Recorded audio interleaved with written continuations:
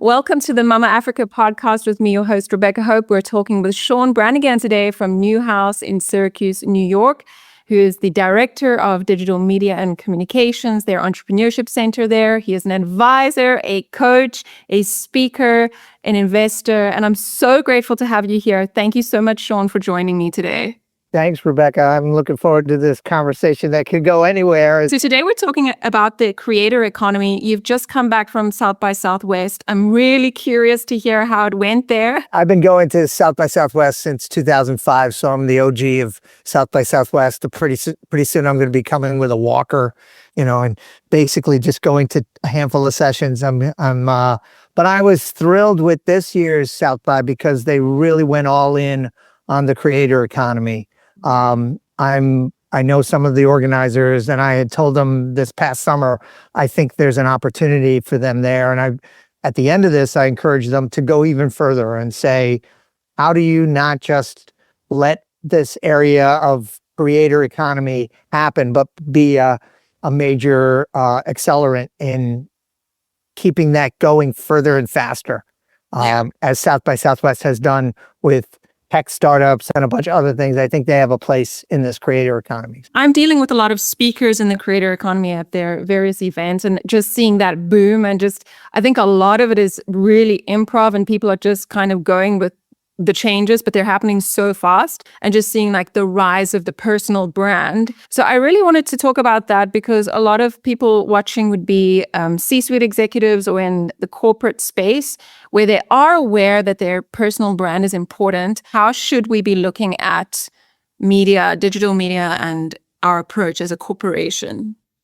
Well, I'll give a couple of I've been tracking this for a while, so it's finally, I tell my students who do entrepreneurship that overnight success usually takes 6 years on average. So I'm above average on this. I've been talking about the creator economy for quite a bit, and only in the last 2 to 3 years has it really been a hit. Hey, come and talk to us. One of the ones I talk about is social media is no longer social. And really it's a recommendation engine. And less and less of it is about who you know or what are your friends looking at. We kind of think that's what's going on. It's not about that anymore. And nobody's correcting us because they want you to feel at home with it. Oh, yes, your friends are watching this. No, they're not. And then the bigger arch that I'll talk about as creator economy is we see the creator economy is really the influencers. No. They're not influencers that ever were influencers. They were just a stopgap from the old media world of I would put my money and put my advertising into the biggest shows, and it would be in front of people. And that same model was cut and pasted over into what was then social media environment. And now it's a recommendation engine. It's about story. It's about the personality of the person giving that story, to your point on the personal brand, but not about, oh, my brand is, I'm well known, and that's nonsense. And it always has been nonsense. And now it takes wise C-suite types of professionals to start saying, okay, so how do I navigate in a uncertain world of going from this certainty that looked uncertain, but really looked quite familiar with influencers with millions of followers, and you just really basically paying for their followership. This is more interesting, and you can participate in it more than I just know this influencer and I'm giving them my money to promote my brand. What is the creator economy? I mean, how do we think of it? Is it social media? Is it that gap, that media gap that needs to be filled in social media? What is the creator economy? How would you define it? We have this bifurcation. We have people my age, not yours, who are watching traditional media, and it looks so cool, the newest show. But all those shows have been handled in different ways. So part of what's happened is they have tried to figure out how to lower costs. So you have these reality TV shows that are not about reality. They're about interesting and curious people doing crazy stuff. And that is a really low cost way to do shows. But the reality of that reality TV is you've just shown a whole bunch of people how they can make shows like that. And they are making them online. And people are watching those. Yeah. So I encourage people who are more my age, closer to my age, let's say, who are running corporations, to look at some of those shows and not look at them, well, that's nonsense. No, this is story. This moves us. And some of them are total nonsense and continue to be nonsense, or pranks or stunts. And they have a place in getting attention. But the ones that I look for are things like Marques Brownlee, who does reviews of technology. And most people don't know what Marques does and where he comes from and how he got there. Story. And he pays attention to his audience, and he cares about his audience. And thusly, the audience cares about him. Now, does he have big numbers? Yes. But there are tons and tons like he was a few years ago. And some of them are my students, I'm happy to say. Some of them are unknowns who have a point of view and a story that's consistent with what a corporation should and want to align with. Yes. The other one is the door is open for thought leaders in these C-suites to stop being so careful that they are sterilized. But don't be careless. I'm not suggesting that. Be careless and just say whatever you want. No. But stop being always on message. Stop with the constant corporate jargon nonsense. Be a person and know what it is you know and know what you don't know. Then you have a brand, not a fluffy nonsense brand. You actually stand for something. And that is the attraction right now. In this recommendation engine world, not social media, but digital platforms with recommendation engines, it will find its audience. Yeah. It will. So how? It will. So should the lead come from the corporations or leadership in the corporations in terms of engaging with the creator economy? Great question. I think right now it tends to come from an individual who just says, I'm just doing this. It's good for their career. It's good for them to build their reputation. They're the ones who are on stage at South by, but just to circle it back to that. Yeah. Because they have something interesting to say. And not just one thing that's interesting. They have an area that's interesting, including, I don't know anything about that. Tell me more. Because this isn't a one-to-many media anymore. It's a many-to-many media. Yeah. So when I talk about something and somebody says, well, how about this? I'm like, wow, go ahead, tell me more. I want to know about what that's about. And that is the new kind of communication that has a mass, but it's not a one-to-many mass communication. It's a many-to-many. So do you think leaders in corporations almost have to have a public voice? I don't think they have to, but I think it behooves them to do that for both the company, the brand, if the corporation is going to be able to embrace that and not just hold you out there and say, well, they're a rogue. And the question is like, what is the cost of inaction if you don't use your voice and use these multimedia platforms? I don't know. And that's a great, that's one of those things I encourage, is to just say, we don't know. We don't know what it's going to be. But I can foresee from past experience that when you leave it to somebody else, they will make your message. And they will be on message, not because they've been told by the PR department or the corporate communications to be on message. They're on message because they're an advocate, or they are driven, or they have a harsh or, sustaining point of view that keeps them on that message. And you're a corporation that looks like a corporation, and people like people. So they tend to just glom to the person that's got more personality and passion. And the corporation has neither. Yeah, great. Here's our message. Here's our spokesperson telling you, that's the equivalent of saying, we don't care. You work with some creators as well in your class. What are you seeing there? So I'll give you two parts of it. One of them are they know that they have a likelihood of landing the social media job. So they're very practical, and I understand that. And I tell them, don't take that. That's unless you take it, mindful that you're going to innovate inside of it, that you're going to create content, not just post stuff and do all these, what I call vanity metrics, like number of followers. Okay, so we're in the business of followers? No, we're in the business of selling something. Or in the business of, being known for a service that we provide at a high level. And followership is nonsense. It really is. It's click, click, click, click, click. And that generation knows that. And they know they can do it. And so that's a job. And I tell them, take that job, but please be thinking about where you're going to take the company if you care about them. And if you don't, then find one where you do. And then take that to a new place with real content, real story, Yes. using those same platforms. But then I have another group. They're out of control in the way that I love. I have this one team, I think there's 15 on his team now, that they have hundreds of millions of views on their YouTube channels.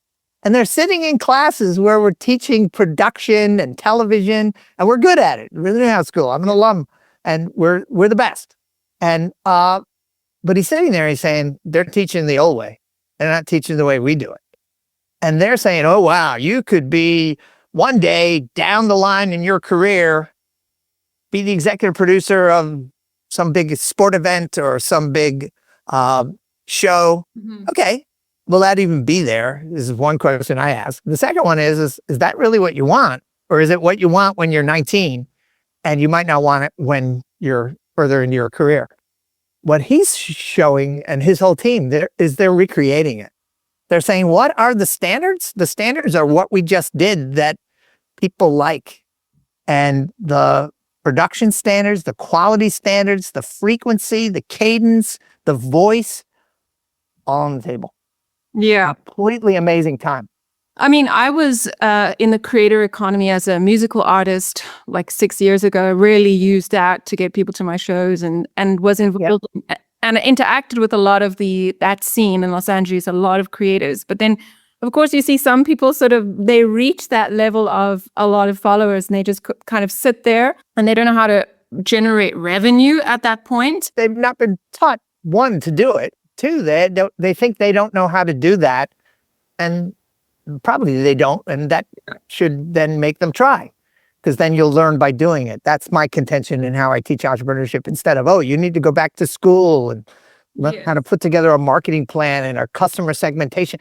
All good things, don't get me wrong, but you don't need that in order to then figure out that people want to see your show. And after the show, they want the special after party. Thought leaders of like multinational corporations, obviously they're doing this for personal branding, and there is a direct link to the revenue or the value of it for them in their career, right? To put themselves in the market. For their career, and then also for their corporation where they are, if the corporation's enlightened. And to keep themselves relevant.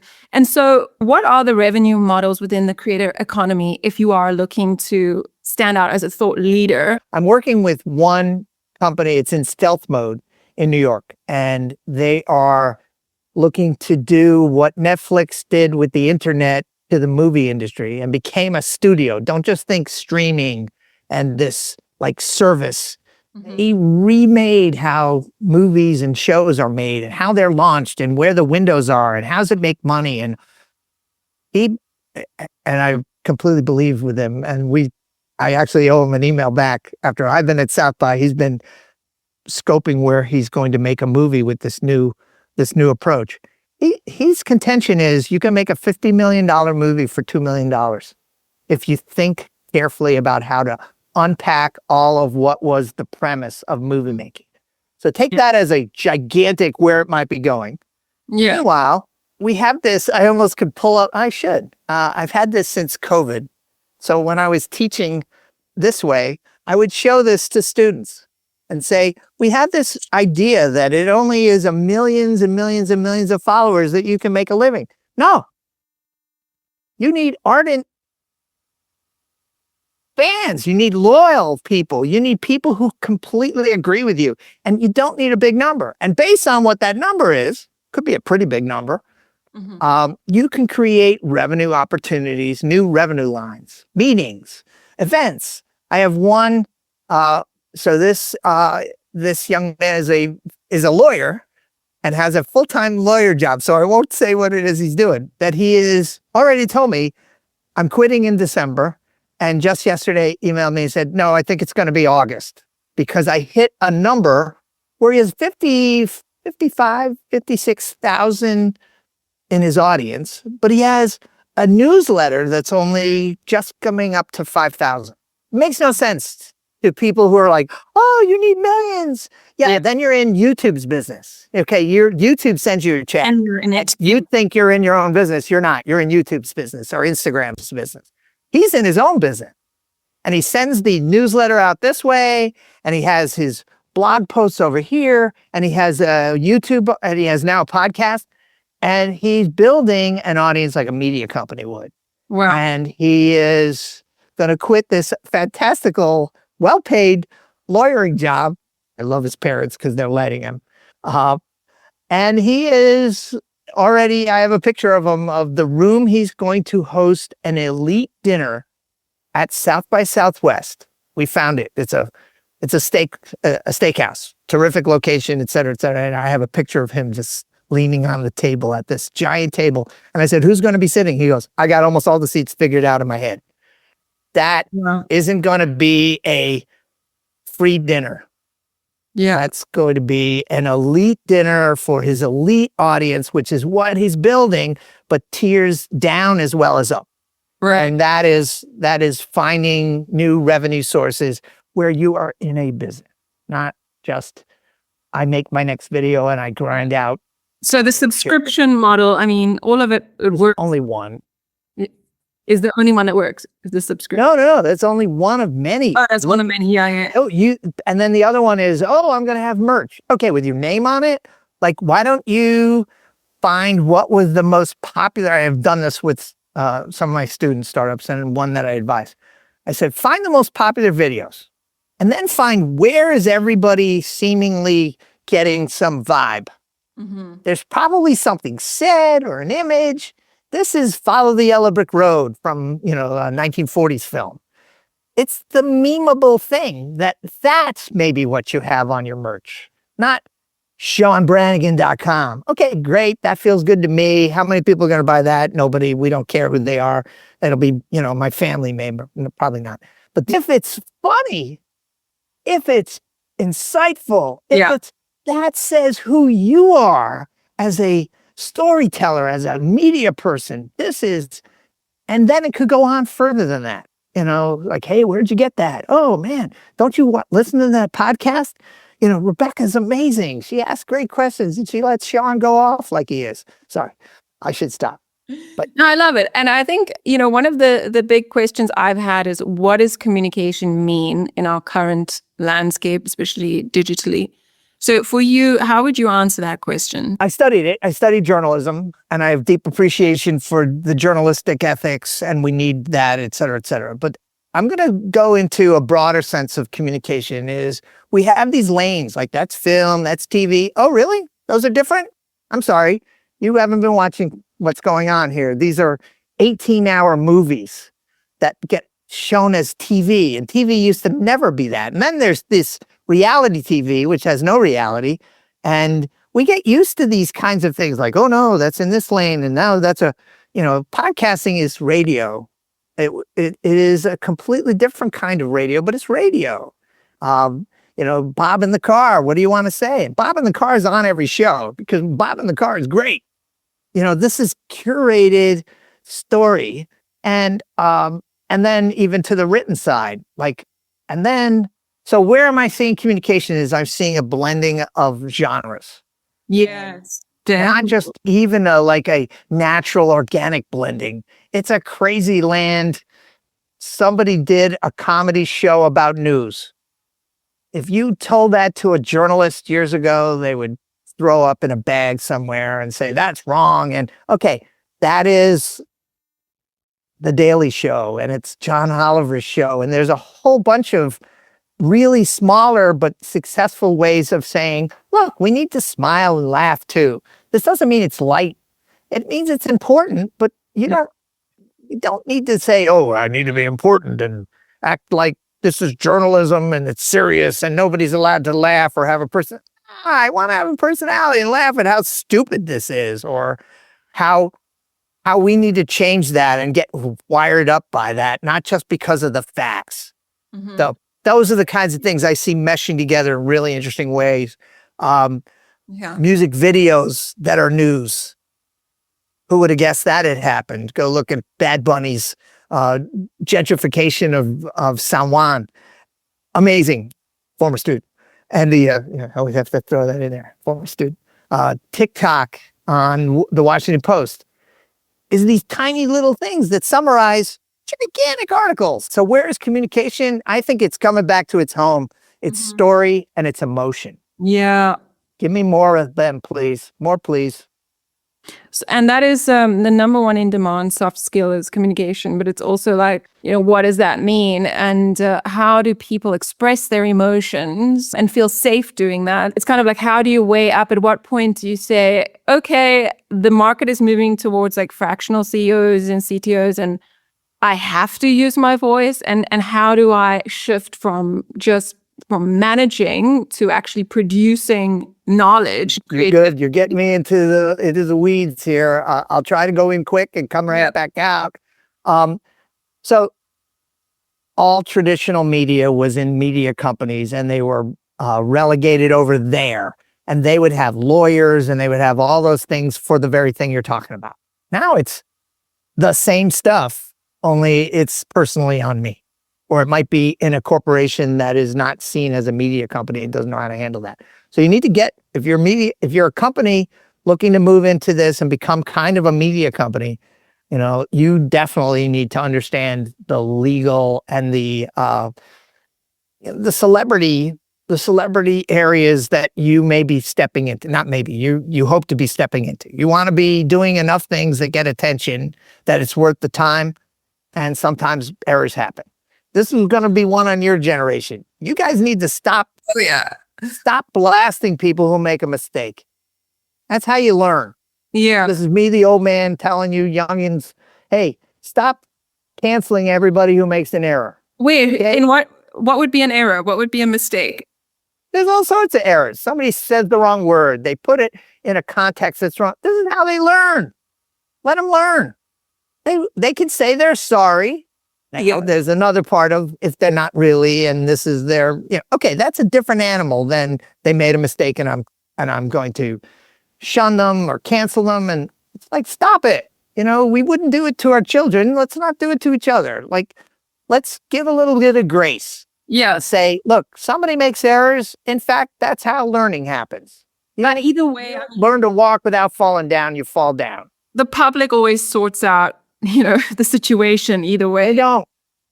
You don't think? They don't. It's because there are people in the troll world who kind of keep bringing up, oh, you do remember, they're the one who said this terrible thing. Oh, yeah. It's a terrible thing. But they don't live by the media standard of balance and saying, okay, this happened as well. And it was in a context. And it's on. There's a thing called presentism. Like we're measuring all the past by the present. Look, I hope we learned something since that past. Yeah. So let's give a little grace to, hey, way back then we were pretty stupid. Guess what? Whatever it is we think is going to be now, you give it 20, 30 years, we're going to be ashamed. Yeah. I can't believe we did that. Oh man, it was that's life. Definitely. I mean, it's tricky to balance because you have to be so careful with your words. You also have to be authentic. You have to put yourself out there because it can actually protect you as well, but also help your business grow. So it's that like balancing act. You can't do this balancing act on the side. You got to get out there on the wire or whatever metaphor you want to use, taking the chance that you might fall. It's a bit experimental, isn't it? All the best stuff is. But the main thing that I took from you was shifting from a managerial way of operating to more creative. Oh, I teach creative entrepreneurship, which is not a management approach. This is what we talked about earlier. When you teach how to manage yourself into being an entrepreneur, you learn you don't know enough and you just basically don't do it. Or you do it inside of a corporation and it's way different. Yeah. That's not bad. It's just different. But when you take a creator's point of view, which is why I think creators are going to be the best entrepreneurs. Big ones, small ones. Stop the unicorn envy that we tend to have. Oh, if they're not big, it's not successful. Okay, really? Like a good local doctor who takes care of real people is not a successful one because they need to be a big... No, like apply these things at scale. And small ones, mid-size, large ones, etc. But you don't have to know everything to start a venture. I love that. So start anywhere Do it. you are and create it. now. Put your stuff out And there. start right now. Don't even wait. It can only benefit you. Thank you so much, Sean. I know that you have a tight schedule today, so I really appreciate it. If there's anything that you want to leave with us that maybe we should take with us, especially in the African context, there's a lot of marketing firms in South Africa, where I'm from, but also some of my clients in Tunisia. You know, they have really booming businesses. Big opportunity space because of the youth. It is the continent of youth, and therefore it will be the most creative content. And culture. Right. So we can leverage that culture as well with the creative content. But yeah, thank you so much. I really appreciate you coming on the show today. Appreciate you back. And thanks. And what are you? What's next for Sean? What should we look out for in your thought leadership? Oh, I hope by this summer we take this startup in New York out of stealth, because I'm mildly part of it. And I think that's going to be one of those ones where people say, "What? You can do this film idea," and it then opens up who should be making films. All kinds of people. Oh, well, then there'll be too many. I'm sorry. Have you not been paying attention? We already have too many of everything. This is a world of abundance. Let's have more, please. Just do it. Make your voice be heard. You bet. Thank you so much, Sean. You're so Thanks, inspirational. Rebecca. Really appreciate having you on the show. I hope to be in Syracuse soon. And yeah, thank you so much. Bye-bye. Ciao. Bye.